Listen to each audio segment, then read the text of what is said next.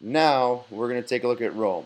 Rome is heavily based on Greek culture from that Hellenistic age that came about after Alexander the Great, but they do create their own unique empire in that they focus a lot on engineering and a lot of their architectural influence the rest of um, Western culture. After that, they developed their own language called Latin, and they created a modern law code, or a law code that will eventually influence a lot of modern laws that we have in the West.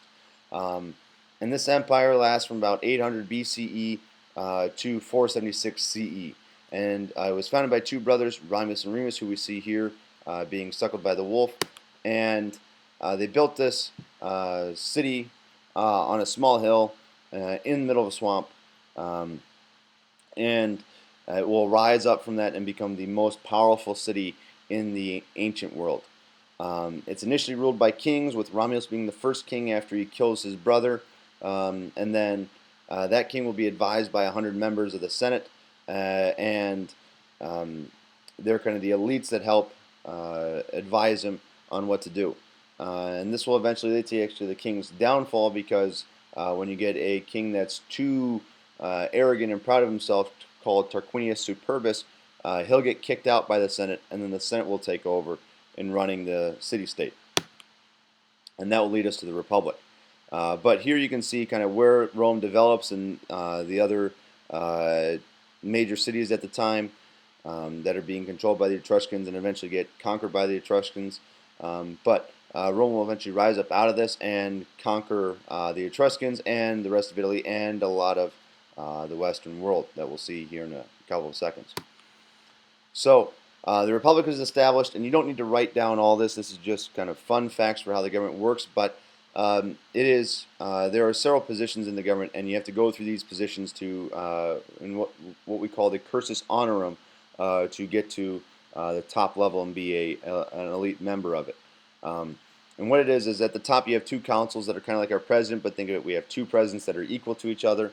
Um, then you have 8 praetors, which act as judges, 16 aediles, which act as public affairs uh, agents, and so they set up games and things like that. You have 20 quaestors, which do the finances for the empire, 10 tribunes that act as the voice for the plebeians, and we'll see that. Plebeians are the common people. You also hear a term called patrician, which are the rich people. And so we'll talk about that a little bit more when we get to the culture of Rome. But you have tribunes that speak for the people, and then you have 2 censors that determine the social status of a group of people in the Senate. And then you have a dictator at times when things are really dark and bleak. Um, and then to help run all the provinces they'll send out consuls and praetors after their terms to go and run those territories. So the Republic started as 100 members. As we saw, it will expand to 300 members when they conquer more and more territories because they need to bring them into the fold. And the patricians, or the wealthy elite from the start, are the ones that run it. However, the plebeians complain that they don't have any representatives there, and so they rebel, and the patricians give in and give them some rights and some people in there, like the tribunes. Now, the Republic will last for a long time, almost 500 years, which is double of what the U.S. has lasted so far. But it will eventually fall. There's just too much power driving people to want to take it over. You have 2 parties in there that can't get along and fight against each other. And so it just leads to one person having to step up and run everything instead of trying to fix all the problems of the broken government. And so we see this a couple of times with Marius and Sulla. Both of them will fight for control. Caesar and Pompey both fight for control, with Caesar eventually winning that one and becoming dictator for life. But the Republic officially ends under Octavian's rule, when Octavian, the adopted son of Julius Caesar, defeats Mark Antony, who was Caesar's right-hand man, and establishes the Principate, which leads us to the emperors of the Roman Empire, starting after 27 BCE. So, On this map, we can see the Roman Empire as it was at the end of the Republic after Julius Caesar's conquest. It's going to expand a little bit more as we get into the Empire, and it will reach its largest extent then. But they had a huge amount of territory then, almost have the Mediterranean Sea as their own personal lake, which they will get, as you see, when we get to the Empire here. So this is the Empire on the next, and they take over Britain. They have all of modern-day France and parts of Germany. They control all of Spain, all of North Africa, all of Greece, most of Turkey, and so they control all this. And this is huge. This is the largest empire up until that point, and it will be one of the largest ones in history. So the first emperor, as I mentioned earlier, is Octavian, which then he changes his name to Augustus Caesar, and so we know him as Caesar Augustus or Augustus. And he changes the Senate's role from making laws to advising him, similar to what we saw in the monarchy. But he doesn't always listen to what the Senate has to say, and he does what he wants to do, and so will other emperors, and they almost completely ignore them by the end. Now, the empire lasts a long time. It goes to 476 CE in the West, but the West is not as well developed as the East is.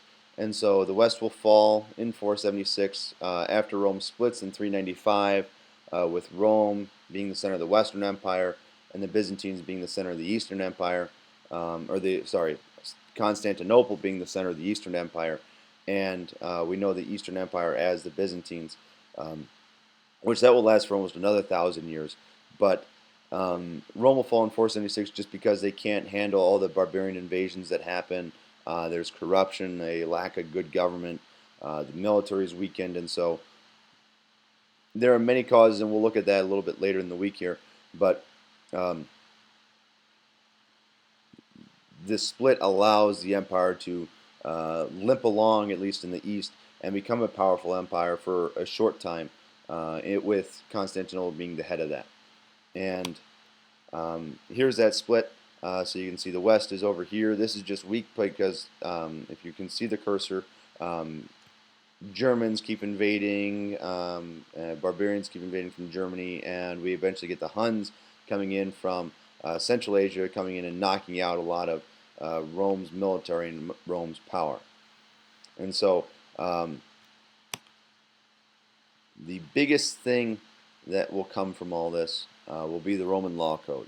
The original 12 tablets are the first laws that were recorded, and they were for everyone to see, and it was to limit the power of the patricians. But the idea that these laws have, and that everyone should be treated the same, will become the basis for Western laws, which is much different than what we saw with Hammurabi and his code. However, does this common sense fairness happen in reality? No.